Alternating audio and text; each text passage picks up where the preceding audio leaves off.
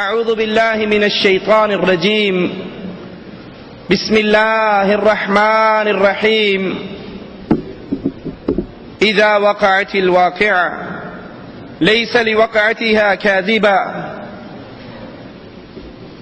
آپ کی اور میری زندگی کتنی بھی لمبی ہو جائے، زندگی کی کتنی ہی بہاریں دیکھ لیں، دنیا کی کتنی ہی نعمتیں آپ کے اور میرے ہاں جمع ہو جائیں، ایک گھڑی ایسی آنے والی ہے، ایک دن ایسے آنے والا ہے جس دن یہ دنیا کی ساری لذتیں ختم ہو جائیں گی، یہ دنیا کی ساری رنگینیاں اندھیروں میں ڈوب جائیں گی، اور وہ دن قیامت کا دن ہے جس نے ضرور قائم ہو کر رہنا ہے، جس کے قائم ہونے میں کوئی شک نہیں ہے.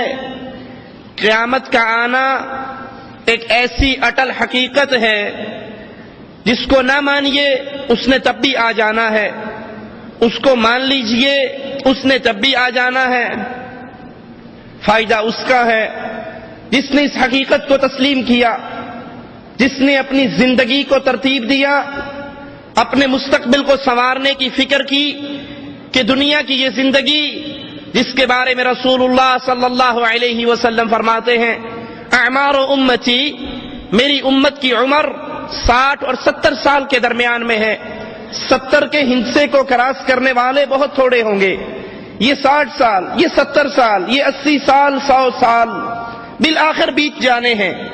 یہ ایک دن کا کچھ حصے کے طور پہ ہمیں یاد رہنے ہیں، اور وہ دن آنے والا ہے جس کے آنے میں کوئی جھوٹ نہیں، جس کی حقیقت میں کوئی جھوٹ نہیں. وہ ایک سچی اور کڑوی حقیقت ہے جس دن کی کیفیت اللہ کی کتاب بیان کرتی ہے. یوم ترونها تذهل كل مرضعة عما ارضعت. وہ دن، وہ گھڑی، وہ لمحہ جس دن کی شدت کا یہ حال ہوگا کہ دودھ پلانے والی ماں جو اپنے بچے پر بڑی ہی مہربان ہوتی ہے، جو اپنے بچے سے بڑی ہی محبت کرتی ہے. رسول کریم علیہ الصلاۃ والسلام ایک عورت کو دیکھتے ہیں جس کا بچہ گم جاتا ہے. وہ گم جانے والا بچہ جب ملتا ہے یہ عورت اپنی چھاتی سے لگاتی ہے، اس کو دودھ پلاتی ہے، اس سے سکون حاصل کرتی ہے. نبی پوچھتے ہیں میرے صحابہ کیا یہ عورت اپنے اس بچے کو آگ میں پھینک دے گی؟ کہا نہیں اللہ کے حبیب، یہ تو ماں ہے، ماں تو اتنی مہربان ہوتی ہے وہ کبھی بھی اپنے اس معصوم کو آگ میں نہیں پھینکے گی. فرمایا اللہ اپنے بندوں پر ماؤں سے زیادہ مہربان ہے. اتنی مہربان ماں. اس ماں کی کیفیت یہ ہوگی کہ دودھ پلانے والے کو، بچے کو بھول جائے گی. جس دن حاملہ اپنے حمل کو گرا دے گی، جس دن لوگوں کی کیفیت دیکھو گے وَتَرَى النَّاسَ سُكَارَىٰ کہ لوگ جیسے نشے کی حالت میں ہیں. حقیقت کیا ہوگی کہ ان کے اوپر نشہ طاری نہیں ہوگا، وَلَكِنْ عَذَابَ اللَّهِ، لیکن اللہ کا عذاب، اللہ کی پکڑ یہ اتنی شدید ہوگی کہ انسان اسی فکر کے اندر اپنے ہوش و حوال پہ قابو نہیں رکھ سکے گا. یہ وہ دن ہے، یہ وہ قیامت کی گھڑی ہے جس دن کسی نے کسی کے کام نہیں آنا. قرآن حکیم ایک منظر کھینچتا ہے. قرآن حکیم کھلی ہوئی کتاب ہمارے سامنے اس منظر کو پیش کرتی ہے کہ جس دن یوم یفر المرء من اخیہ وامہ وابیہ وصاحبتہ وبنیہ، ماں اپنے بیٹوں سے بھاگے گی، باپ اپنی اولاد سے بھاگے گا، خامند اپنی بیوی سے بھاگے گا، بھائی اپنے بھائی سے، دوست اپنے عزیز سے، اور ہر کوئی چاہے گا کیا؟ لکل امرئ منہم یومئذ شأن یغنیہ، ہر کوئی چاہے گا آج سارے کے سارے جہنم میں چلے جائیں اور ایک اکیلی میری جان بچ جائے.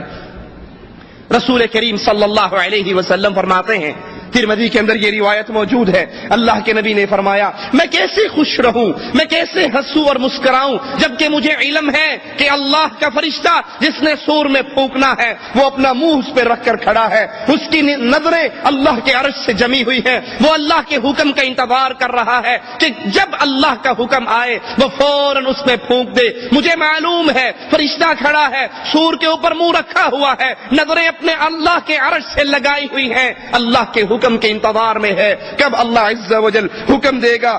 صحابہ کہتے ہیں اے اللہ کے حبیب علیہ الصلوۃ والسلام، پھر ہم اس وقت کیا کریں گے، ہم اس وقت کیا کہیں گے؟ اللہ کے حبیب علیہ الصلوۃ والسلام فرماتے ہیں میرے صحابہ، اس وقت تم کہنا قولوا حسبنا اللہ ونعم الوکیل، اس وقت ایک ہی آواز لگانا کہ ہم نے اللہ پر بھروسہ کیا، وہی ہمارا کارساز ہے، وہی ہمارا رب ہے، وہی ہمارا مالک ہے۔ اللہ عز و جل کے کلام کی ان آیات پہ غور کیجئے، وَنُفِخَ فِي الصُّورِ فَصَعِقَ مَن فِي السَّمَاوَاتِ وَمَن فِي الْأَرْضِ إِلَّا مَن شَاءَ اللَّهُ ثُمَّ نُفِخَ فِيهِ أُخْرَى فَإِذَا هُمْ قِيَامٌ يَنظُرُونَ۔ سور میں پھونک ماری جائے گی تو آسمان اور زمین میں جتنے ہیں وہ سب بے ہوش ہو کے گر جائیں گے سوائے ان کے جن کو اللہ عز و جل بچانا چاہے گا۔ پھر دوسری بار پھونک ماری جائے گی تو تمام لوگ کھڑے ہو کر دیکھنے لگیں گے۔ اس دن اللہ کے دربار میں پیشی ہوگی، اس دن اللہ کی عدالت میں حاضری ہوگی، اس دن اللہ کے سامنے پیشی ہوگی۔ لوگ انتظار کریں گے اپنے رب کا۔ صحابی رسول سے آقا علیہ السلام پوچھتے ہیں اس دن تیرا کیا حال ہوگا جس دن تجھے ایک اللہ کے لیے کھڑا کیا جائے گا؟ حالت کیا ہوگی؟ لا یاتی کا خبر من السماء، کوئی خبر نہیں آ رہی، کوئی اطلاع نہیں آ رہی، ساری انسانیت اور جن ایک میدان میں کھڑے ہیں اپنے اللہ کا انتظار کر رہے، صدیے اسی انتظار پہ بیت جائیں گی۔ ما ينظرون إلا صيحة واحدة تأخذهم وهم يخصمون فلا يستطيعون توصية ولا إلى أهلهم يرجعون ونفخ في الصور فإذا هم من الأجداث إلى ربهم ينسلون۔ یہ لوگ ایک چیخ کا انتظار کر رہے ہیں کہ وہ کب وہ چیخ بلند ہوگی جو انہیں اپنی گرفت میں لے لے گی، جب وہ آپس میں جھگڑ رہے ہوں گے۔